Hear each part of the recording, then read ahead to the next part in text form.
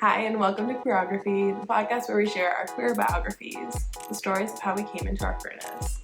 I'm your host, Michaela Angemeer, poet, author, and artist. And it took me forever to figure out that I was a lesbian.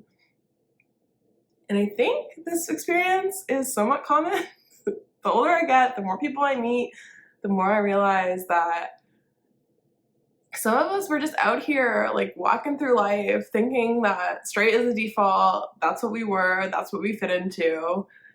And I think for a lot of people, we're slowly realizing like, oops, didn't know, I'm gay.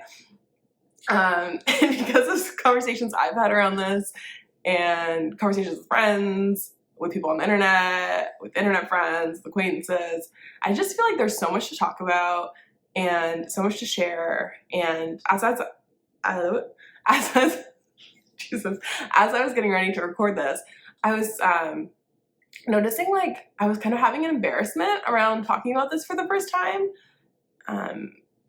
which I was thinking about it, and I came out as bisexual in, I think, 2020 publicly. I think I knew myself like in 2017 maybe even, but came out publicly as bisexual in 2020 and kind of like processed that whole coming out experience, felt like I understood myself, and then dated my first like non-man person that was born female. They're non-binary, but that kind of took me into not like a tailspin, I'm so dramatic, but that just took me into like a new journey of like, oh, I thought I was bisexual, but now that I'm with someone that feels like really right in this way, like I don't think I ever want to date men again. And looking back at my experiences and relationships with men, I'm like, what was going on there? And why did no one tell me I was gay? Specifically those men, which I'm going to get into. So I'm just excited to have these conversations. I'm excited to share my own stories and like release some of the embarrassment around like how long it took me to figure this out. I'm like recently figuring out that I think I'm autistic and I have ADHD, and not, well, in honestly a TikTok diagnosis kind of way, but also in like a real lived experience and hardships kind of way, which I'm sure also a lot of you resonate with. I was really like holding on to the fact that I didn't have ADHD for a really long time, but now I'm like slowly accepting it. I mean, I've been trying to record this podcast, and if you look at my phone, like I literally have like 20 clips of 1 minute starting because I couldn't stay focused to talk for longer than 1 minute. That's why I have the laptop here now, because I think it's going to anchor me and make this easier. Anyway, all that to say, I think characteristic of, I think, neurodivergence in general, but maybe for me, like it specifically resonates more with my autism, just like not coming to terms with things from first principles. So like, to me, that means like, I'm not just like figuring things out about myself with like no guidance. I need to like see a model of something, see it be done before, or like literally be asked a question. I was saying to, I don't remember who I was talking to, but one of my friends the other day, like, if somebody literally had come up to me at like 16 and was like, are you gay? I feel like I would have been like, oh, maybe, yeah. But literally no one ever asked me that question. So I want to ask, if you're curious, questioning, whatever, this is your moment, I guess, of like me asking you, are you gay? I don't know. You might, if you're freaking watching this, like, sorry, like, I don't know. Unless you just like love me, which I love that you love me. And if you're straight, that's beautiful. But I don't know. Why did you click on this? Maybe you're gay. Anyway, the gay agenda. TM.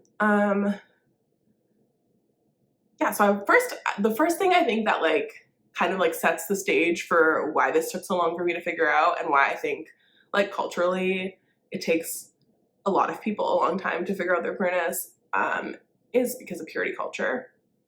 So I grew up religious, in the Lutheran church, like going to church every Sunday. And I think like too, because of autism, I think I really like rules around things. and I don't know if this, maybe this is just literally who I am and has nothing to do with being autistic. I don't know. But I really like having like a structure and like things to follow. As I've gotten older, I've gotten better at like questioning the structures, but especially when I was younger, I was like, oh, these are the rules. Like, okay, I'll just follow them. Like, that's perfect. So with religion, I remember like I didn't like getting up for church on Sunday, obviously because I found school like so overstimulating to begin with, and like only having 2 days to rest on the weekend after spending all that time socializing during the day. Like it was just too much for me. I needed to sleep on Sunday. But I wasn't going to church.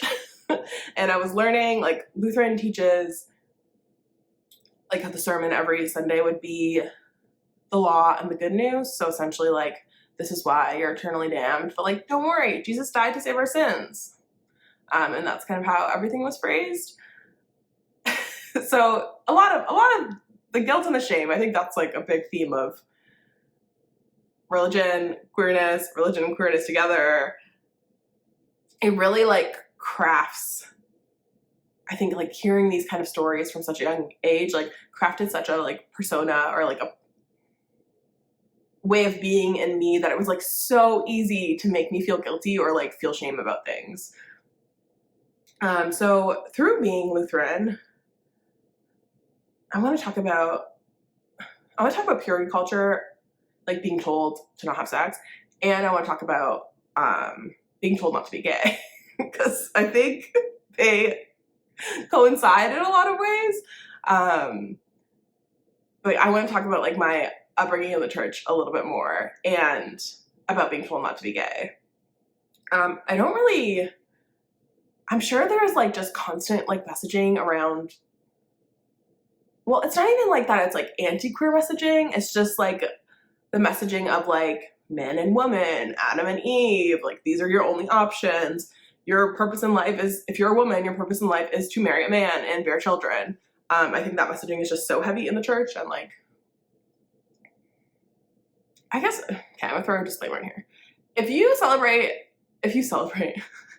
practice, if you're religious and you see it as like a celebration of life, and you take God or whatever version of your God is to be like a creator of love and a bringer of like love and peace in the universe, and you practice in a way that is very loving and giving, not judgmental, and you're just like here to spread the love, and like you want to talk about heaven with people because that makes you feel joy, or I guess talk about heaven with people that want to talk about heaven with you because that makes you feel joy, like that's cool. When I'm like talking about religion and my specific experiences, I'm talking about, I guess, like more of the indoctrination practices of religion and the you have to think this way or else, essentially.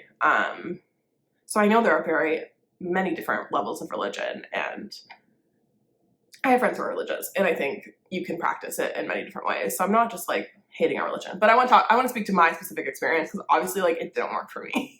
And it was like pretty harmful, I would say, for it to take me 30 years to like figure out my true identity. There's some spite there, and I think that's like valid and worthy. But I just want to say, if you are celebrating, and I don't know, why do I keep wanting to say celebrating? If you're practicing it, you're celebrating God, I don't know. That's cool. Anyway, yeah, so the only like specific instance I remember of like talking about being gay specifically, was I went to, essentially it was kind of like it was like a catechism study. So if you don't know what the catechism is, in Lutheranism, there's this guy who like was like, the Bible's not enough, I want to write a catechism. So it's just like this like little small book that accompanies the Bible in a way. Like honestly, I don't remember much of it, even though we like studied it for, I don't even know, 6 months or something. But from what I remember, it's like, it basically just regurgitates what's in the Bible. These men, I don't know what they're up to, but anyway, so we'd study that every week, and like, part of, actually maybe you have confirmation in other like things of Christianity too, but our confirmation was all around this like catechism, so we like had to memorize stuff and like read it out. Anyway, so I remember we had this weekly class with our pastor, and it literally was me and 2 other girls, and we were all like, I don't know, 12 to like 15 probably when this happened. so we'd like go, and the pastor would like teach us things, and we just like sit in the front pew, me and 3 girls, at like 6 p.m. on a Wednesday.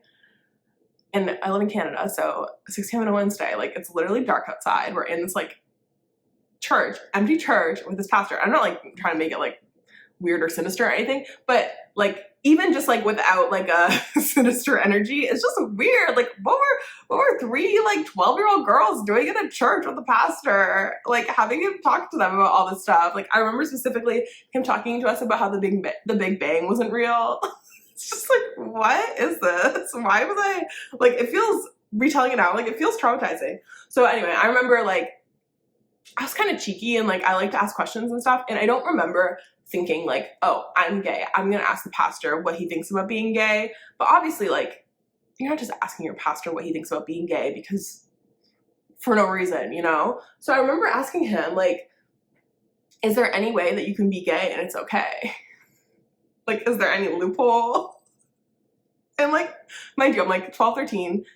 I'm not thinking I'm gay and I want to find a loophole. Like, I was just like, I'm cheeky and like, this is me being curious.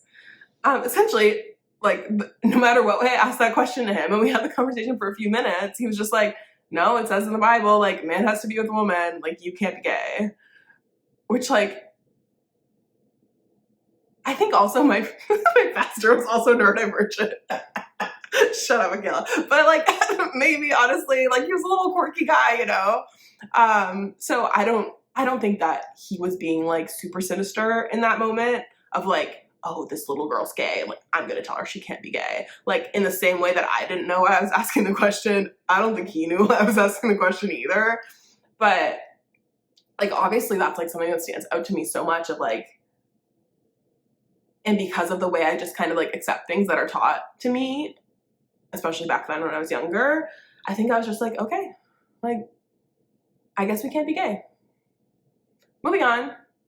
And I never really thought about it again until I like started having like girl crushes when I was maybe like around 25. And even at that point, like, because I had accepted I was straight like so deeply, it took me a while. And I think like honestly, like representation in the media and stuff helps me like come along to be like, oh, like there is this thing called bisexual. Because I think that's a thing too, like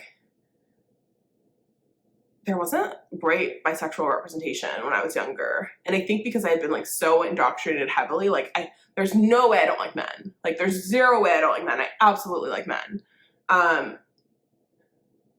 Having bisexuality as like a way to at least like not have to let go of that belief of myself was so helpful in me figuring out I was a lesbian, because I think because I was so indoctrinated in this like Adam and Eve, your purpose is to marry a man, your life has no value unless you're with a man, blah, blah, blah.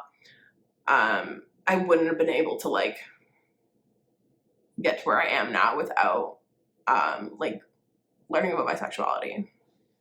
So shut up, bisexuals. I don't know. Bisexuals love being shut out. As a former bisexual, I would have loved that. So shout out to y'all. Okay, now I want to talk about purity culture specifically and my relationships with men. Deep breath. So full disclaimer, I fully recorded this whole podcast already, like last week, and the mic was messed up. Like I was wearing like a little mic and my hair was like on top of it. So it just sounded horrible. And I really avoided talking about my relationships with men. I like went back and I was like, did I talk about this? Like, this is literally the whole thing I wanted to talk about in this podcast, and I avoided it. So I'm just gonna say it. Like, I lied about being a virgin for a very long time. If you take being a virgin as like penetration, like man and woman, I'm still a virgin. And I never clued in. Like, I did not put the 2 and 2 together. I think because I had the backing of purity culture, I was just like, oh no, like, I was just raised this way, and like, I'm a prude, and like, that's why I haven't had sex with a man. What?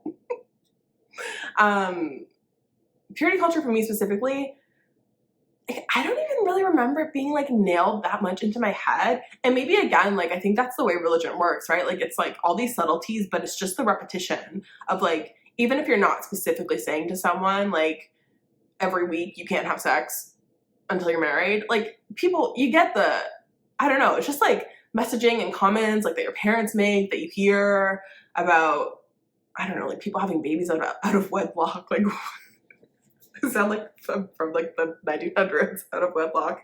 But I don't know, like I just heard that kind of messaging so much growing up, so that like it just kind of gets into you, like, oh, like you're not supposed to be having sex before you're married. And I also had like fairly religious friends in high school too, that I think like were drinking the juice even way more than me. And now looking back, like I definitely used like saving myself to marriage as like an excuse to not have sex with men. Because I didn't want to. Duh. Like now I'm like, oh. Light bulb.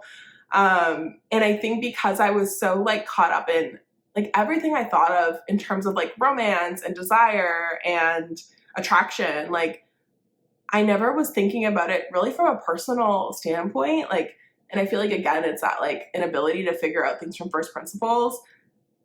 Like I was just seeing like all the like, I loved like rom-coms and like romance books and the love story, and like everything I saw, like most of, I'd say 99% of all that media I was consuming was with a man and a woman. So like naturally I was just like, I guess that's me. Like if I want to feel like love feelings for someone, it's got to be a man. Let's see what else I wanted to talk about. Oh, yeah. Like it really, I know we love to talk about, or right now there's a lot of discussion around indoctrination. Like I really believe that I was like indoctrinated into being straight, because obviously I'm not straight.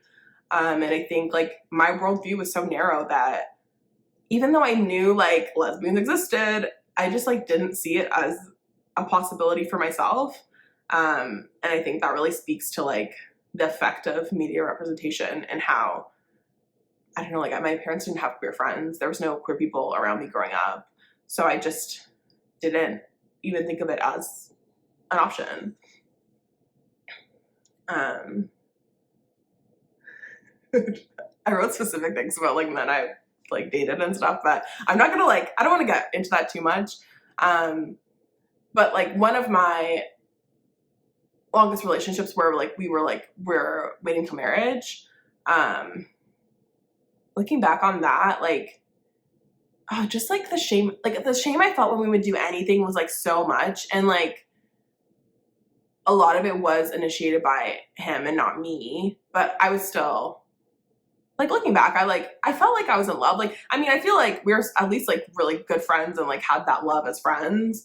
And I did think I was straight. So like, I think even just like, and that's why it's so complicated too. It's like, I think I was just like, oh, I'm doing the thing. Like, I'm doing the thing that like I was told that I was supposed to dream about. Like, I'm being with a man, and like that's like what I should be doing. And I wasn't really thinking of like, oh, what is attraction? Like, is actually what I'm feeling towards him attraction? Or like, did I just find the least repulsive person to me, the least repulsive man to me, and like decide to be with him? And then like also decide to be with someone that like wasn't going to push my boundaries and like wasn't going to make me have sex with him. Which, like, thinking back on my relationships with men, that was always who I ended up choosing, is like guys who, I don't know if all the men I dated were queer. That seems, well, no, that seems unlikely. But I just remember like hearing comments from them like, oh, like I'm used to like women initiating way more. Like women are usually like all over me, and like you're not. Honestly, end of sentence. Like, you're not. And I'd just be like, that's interesting. I guess it's because I'm a prude and like I'm inexperienced. But now comparing that to my current relationship, it's like, no, obviously I'm not a prude. Like, I don't know, I'm not a normal. There's nothing wrong with being asexual or aromantic or not feeling like desire towards people, but I do, like, I have the ability to have those desires, and for me, that's normal. But before, like, I wasn't even, I don't know, like, recognizing that there was something off, which is so bizarre. But I think it's because I had that, like, oh, like, I was just really raised, like, sheltered and really religious, and if it was told to me for, whatever, 17 years of going to church every week that, I mean, obviously they didn't say wait till marriage to have sex every single week at church, but that vibe was given to me for my whole life. Like, it's going to take a bit to get out of. But I didn't realize that, like, there was an active desire that I was missing when I was with men. And again, it's like, I think of all the, like, situations, like, intimate situations I was with in men, and I was just like, I don't get too graphic, but just, like, no interest in male, you know what I mean? Just zero interest. And I think too, honestly, lately I've been like, I think because of that, like, hetero dream that's, like, so instilled in you, lately I've been like, I don't know, like, am I sure I'm a lesbian? Like, and maybe I'm actually bi. Because, like, if I see a random guy on the street and, like, I think that he's good looking, like, does that mean I'm bi? It's like, I don't know, maybe. But also read the Lesbian Master Doc, because there's so much stuff that falls under compulsory heterosexuality, which maybe I'll do another episode on that. Actually, I feel like I have a friend that I want to talk about compet with. Compet is, like, a short form for compulsory heterosexuality. Where, like, I think that's confusing too, because, like, you can appreciate men as being, like, attractive, and you can be like, and for me, I feel like a big thing for me was aesthetics. I'd be like, oh, like, he, like, dresses nice, or, like, he smells good, or, like, his hair is nice, like, he understands aesthetic, or, like, he has I always use the word aesthetic wrong, it doesn't matter to me, like, he has an aesthetic to him, and, like, that is not attraction. That's just, like, appreciating the way someone can put themselves together. Where, like, for me with women, or, like, non-binary people, I'd always be like, are there ugly women? Like, I'm attracted to all of them. Like, I have, like, isn't it just true that, like, women are objectively better looking than men? Like, isn't that just an objective truth? It's like, no, it's not, you're gay.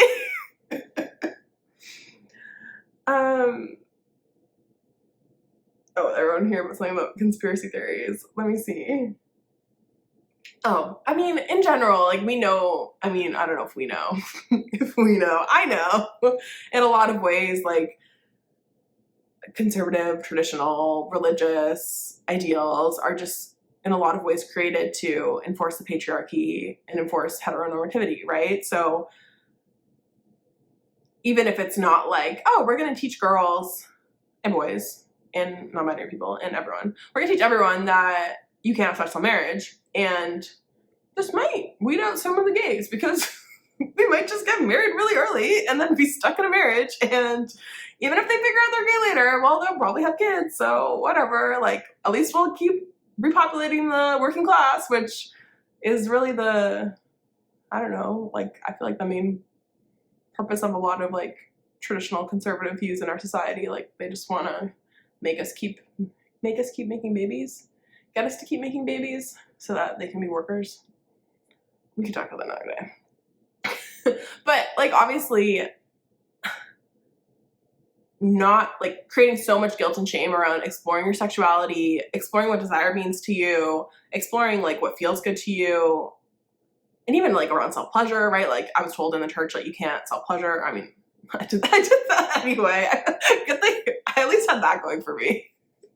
It would have been so sad otherwise. I mean, if you didn't experience self-pleasure and you were religious and it took you a really long time to figure out you're queer.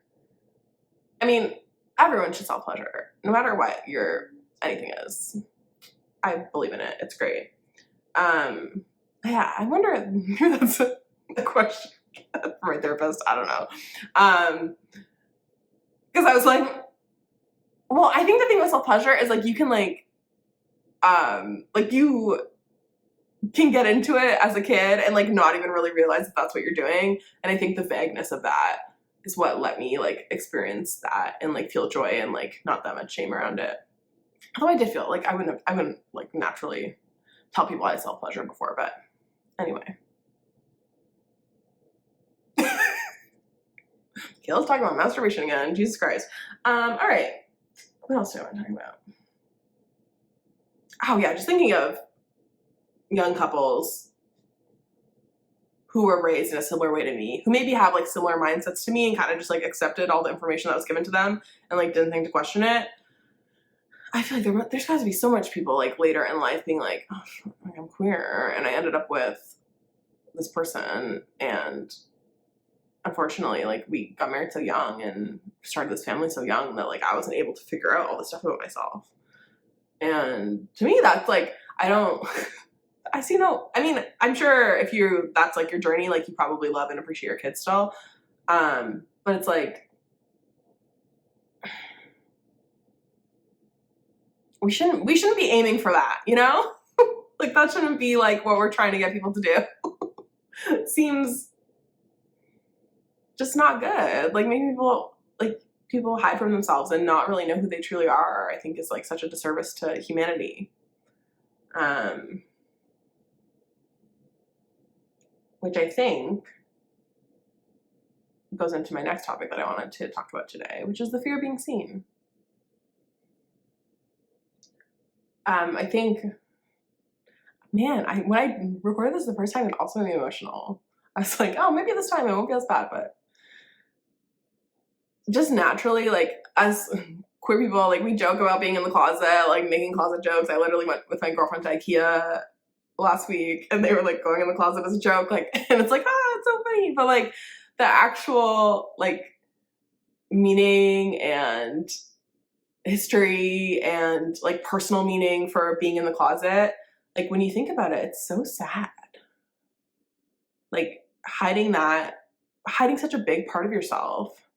And I see like queerness and discovering like my own lesbianism as like so much more than just like who I'm dating or who I'm with intimately. Like I think queerness is cultural, and it's how you see the world, and it's how you create art, and it's how you have like inner liberation and truth. And yeah, there's just so much beauty in the queer community in so many different ways, from like self-expression to friendships and chosen family. Like there's just like, that gives me chills. Like there's just like so many like beautiful, wonderful things about queerness outside from the whole sexual conversation.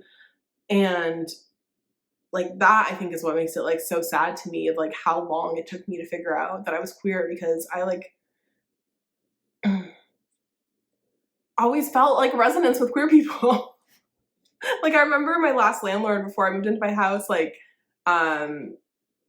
he was gay and like starting a winery with his husband, and I remember like telling people like, oh, my landlord's gay, like like it was like, oh, this is a plus to me. And like maybe like some people were like, I don't really know. Probably my dad being like, I don't know why that matters. And maybe like, this is great, my landlord's gay. And that's like before I was out publicly.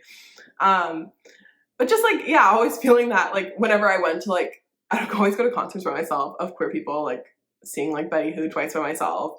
And just like being like, oh, like this audience is so queer, like I'm in the right place. And this was before that I even knew I was queer. I was just like, this feels good to me, like this is who I want to be surrounded by. And I was like accidentally falling like into those places. So if I was able to figure this out way quicker, and I just think of like the beauty and joy I've had in like having queer friends and being in queer spaces the last couple of years, it does, like it feels like I missed out, and it's like a bummer. And I think that's why Pride exists, and I think that's why gay people we love talking about being gay so much, because it's like I don't want anyone who's not gay to figure out they're gay. Like I'm not trying to make straight people think they're gay. Like if you're straight, blessings and love. Peace and love to you. It's just for people that are like me, that never had these conversations and like never had these role models and never were asked like literally, are you gay? And never thought about it. Like I just want you to feel like the liberation and the joy of queerness that I felt, and and not even outside of queerness, like just like the knowing of yourself. Like to think that people go through their whole lives without knowing themselves is so sad to me. And I think this podcast is also going to help me address like my personal fear of being seen. I think, which comes from probably queerness and being told to hide, and also comes from like living in I don't know what terms we all prefer these days, but I generally say like mid-size to small fat. Like that's kind of my vibe, where like I can go into a store and probably find something my size, but like sometimes not, and like kind of like teeter on the edge, you know? And I think too, like homophobia and fatphobia like have really affected my own perception of like my worthiness of being seen. And like that's why I'm doing a video of this, because I'm like, this is to me and to you. You're worthy of being seen, and people want to see you, and you like represent so many people. And like everyone's a little fat and everyone's a little gay, and like you don't have to worry about hiding that, and it's like you could just be you. And that's a message to little me. And little you. And me right now. And me right now.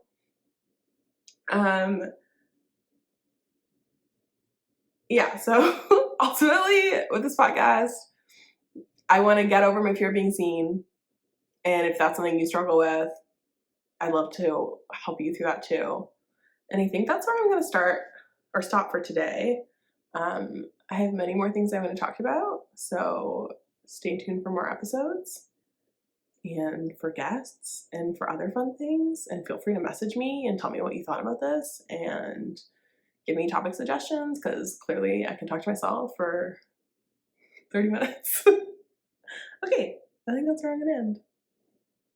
Thanks for listening. Bye.